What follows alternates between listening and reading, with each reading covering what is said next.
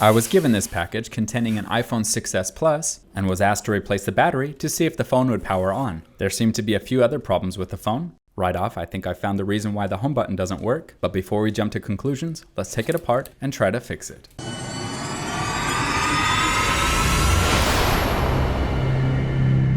When opening an electronic device, it's always a good idea to use an anti-static mat like this. For my repair tools, I'm going to use this kit I purchased from Bonafide Hardware. I'm also going to use that blue non-marking spudger and a pair of tweezers.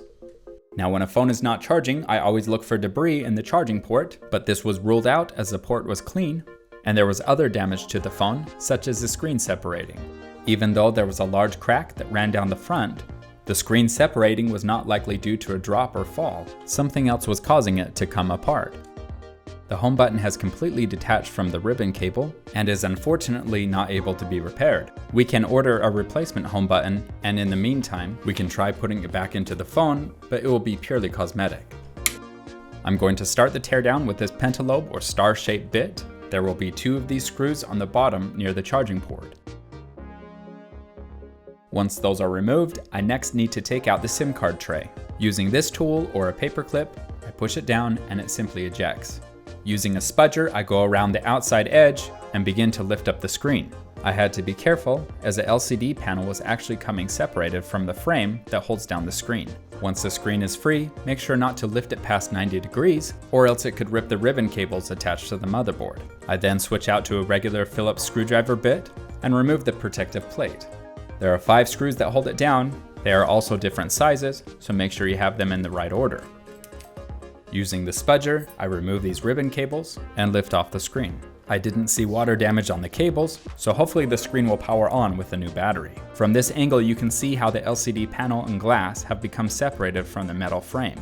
This was likely caused from the battery becoming too swollen and pushing out the LCD panel. As you can see, this is not the original battery that comes with an Apple iPhone and may have gone bad by becoming wet or expiring. To take out the old battery, I'm removing these screws and taking off this plate. I then remove this ribbon cable that gives power from the battery to the motherboard. Now let's try to remove the battery.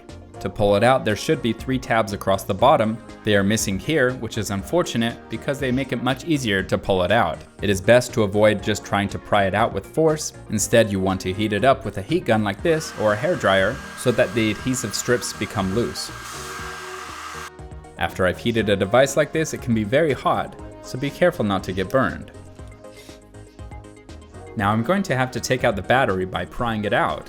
I first start with a plastic spudger. When that failed, I ended up using the reverse side of tweezers. Just be very careful not to puncture it or expose the innards of the battery. The battery itself is very soft and feels like there's liquid leaking inside. The battery definitely has gone bad and is likely the reason the phone is not powering on. It's not working, so we're going to dispose of it correctly. With the battery out, you can see the 3 adhesive strips I was referring to earlier. They easily break, so it can be difficult taking them out.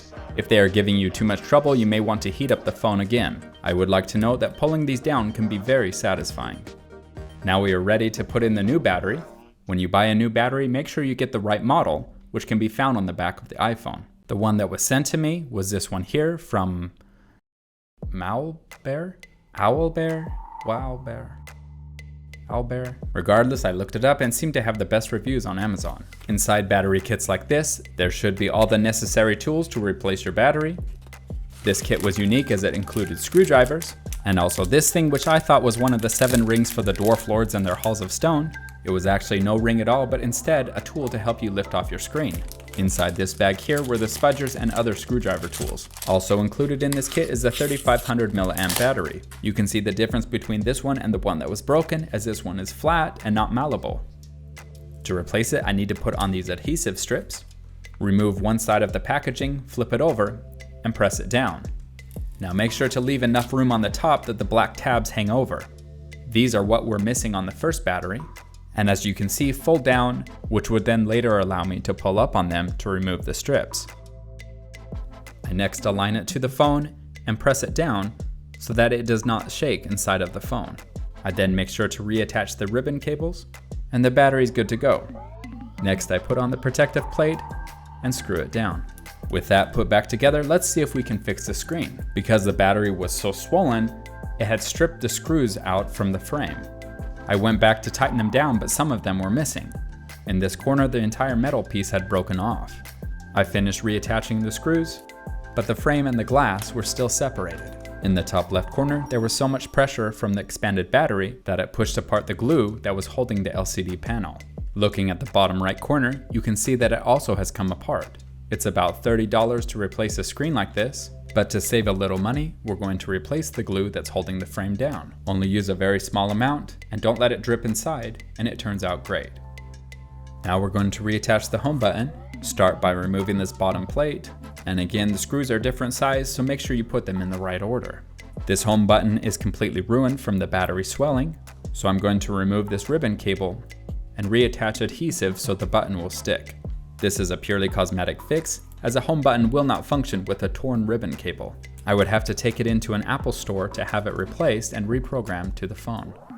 To finalize this project, we're going to reattach the ribbon cables and put back the protective plate. When putting on the screws, make sure you put them in the right order, as they are all a different size. With the plate on, we can seal the phone and screw it back down together. Unfortunately, this repair is not 100% complete, as the home button still does not work. Like I said, getting a new screen or replacing the home button at an Apple store is the only option. The goal of this project was to replace the battery and get the phone to power back on. We also improved the phone cosmetically and sealed it down so it's no longer separated. Now testing it out, the phone is powering on, the touchscreen is working again, and all of the information seems to be there. We'll take this down as another win. If you would like to send me something, you can find it on the About page. Thanks so much for watching, and have a great day.